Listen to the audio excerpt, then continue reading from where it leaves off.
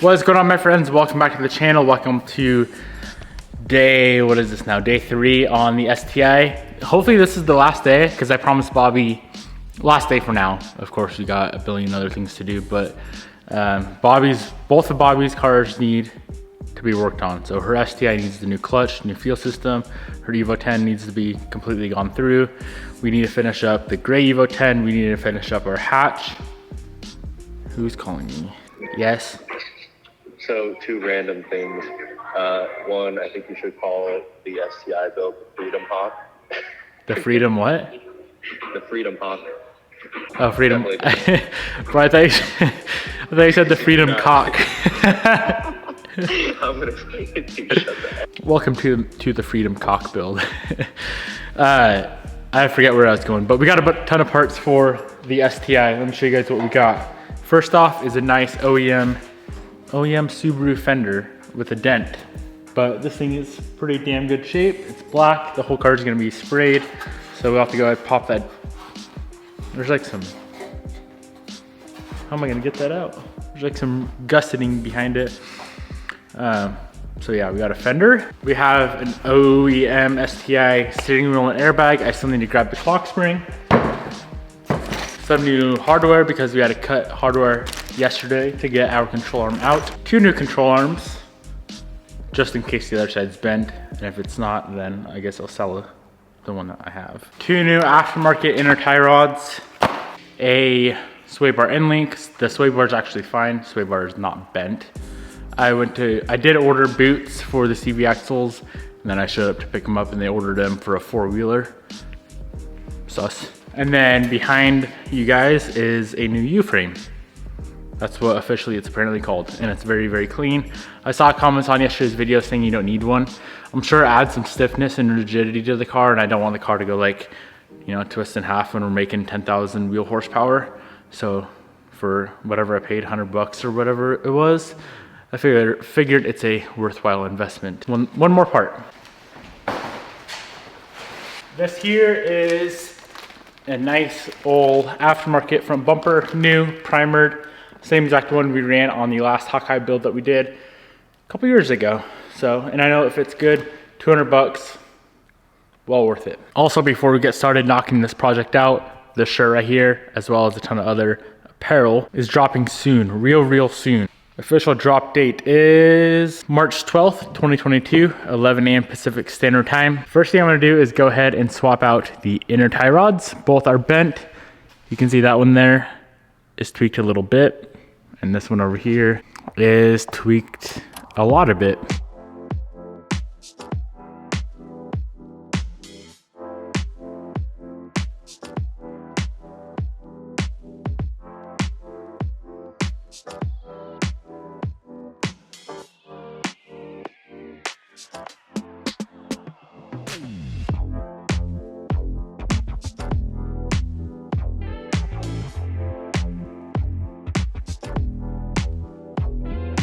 Safe to say we got some leaky seals in the rack and pinion. So here's the current game plan. I'm gonna go ahead and swap out the inner tie rods, and I'm just gonna rebuild this rack and pinion. There's no one here locally that sells any sort of rebuild kits or seals or anything. We'll just have to do that later on, but for now, we can get the new inner tie rods on because they're super easy to swap out anyway.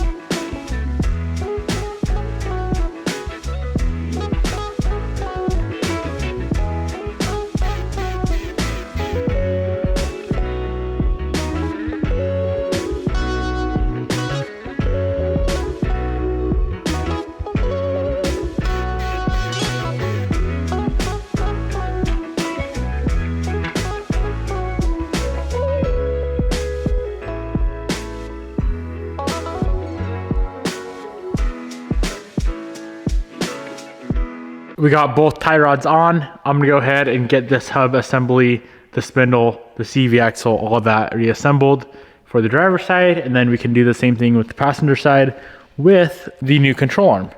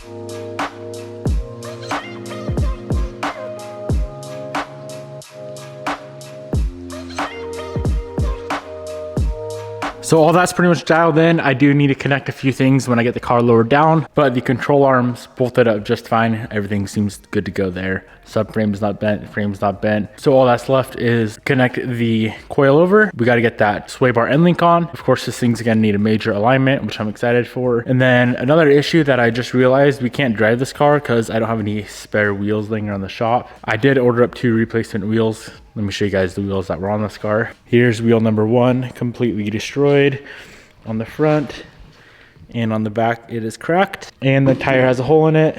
Other wheel looks fine up front, but then on the back she's cracked as well. So they're pretty cheap. I decided just to pick up 2 more of them. I'm not going to use them long term, but for now I'll use them. So hopefully those come in soon. In the meantime, I could always just snag wheels off of another car just to try and drive this thing, but we should probably try to fire it up first, which I'm kind of nervous for. I think it's gonna run. Pretty sure it's gonna run. I'm just guessing though. I'm just assuming based off how easy everything has been going so far. But let's get the car on the ground or lower down, get everything finished up with the suspension, and then I might try and fire it up.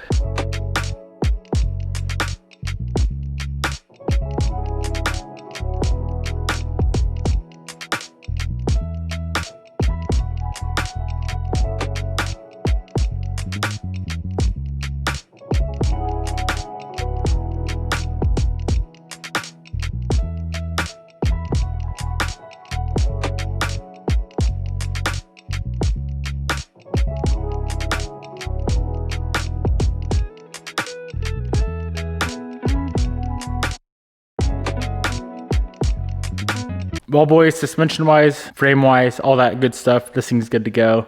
We ordered a fender online. I have the bumper here and the driver's fender here. We got the passenger side fender ordered, but I think we're ready to go ahead and attempt a cold start for the boys on our totaled STI. I still can't believe they would total this thing out based off what we just replaced. Pretty crazy. Well, let's get it down.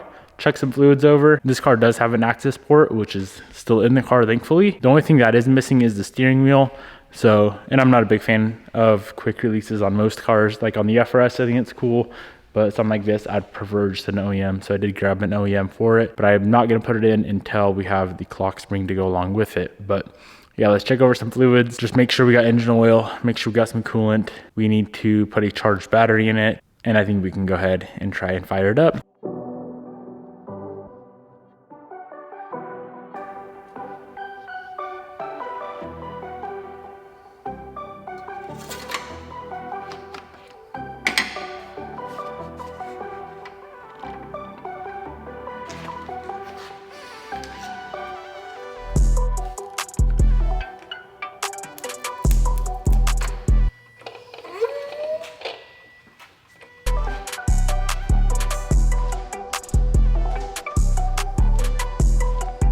All right, shall we do it?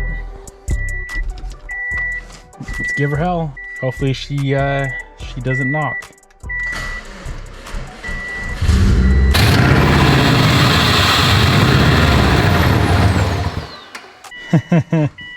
It runs, but the oil light was on the whole time. Let's try again. Maybe it needs to run just a little longer. There we go.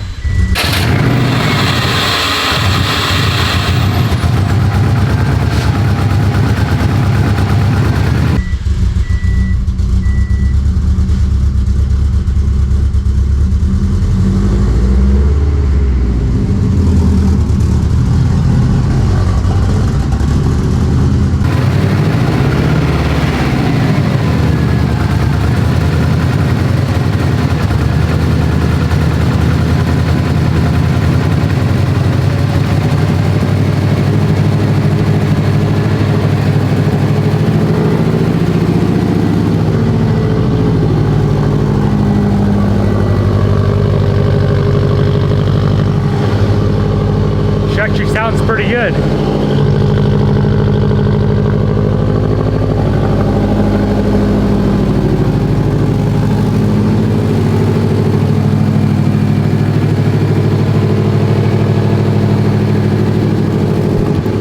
I don't see any leaks. I do hear a really bad exhaust leak. I didn't have my jump pack here, so I just did the old school way of how I used to jump stuff.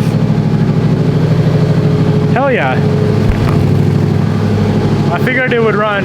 I didn't think it would run right away. But she fired right up. What do we got for the dash lights? We got DC-CD blinking, and that's about it. Where's the access port? I'm gonna plug in with the access port, see what kind of tune is on this car. Wonder who tuned it.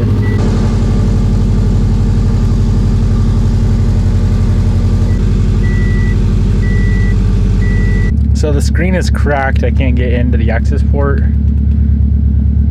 because the display is not working. So I'm gonna see if I can send this thing in. These things are like 600 bucks, so I hope she can be fixed without just buying a new one. I'm gonna let it idle, try to get up to operating temp.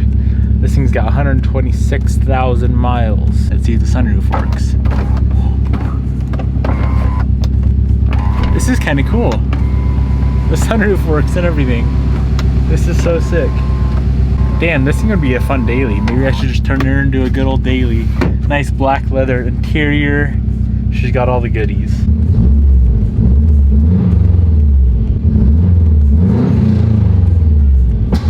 I like the backfire out of the exhaust leak. I want to go drive it, but we don't have any wheels or we don't have a steering wheel. I'm gonna see if I can get that clock spring tonight. We should be able to drive this thing tomorrow, which is pretty exciting. Granted, we don't have a trunk or a hood anymore, or a fender, but that's fine. Gonna go ahead and do my first mod delete. We got a LED controller here that plugs right into USB.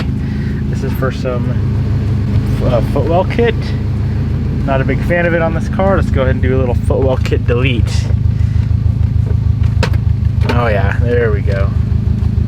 Much better. Kind of cool. The limiteds have this little badge here. This one is number 9 out of 800 made.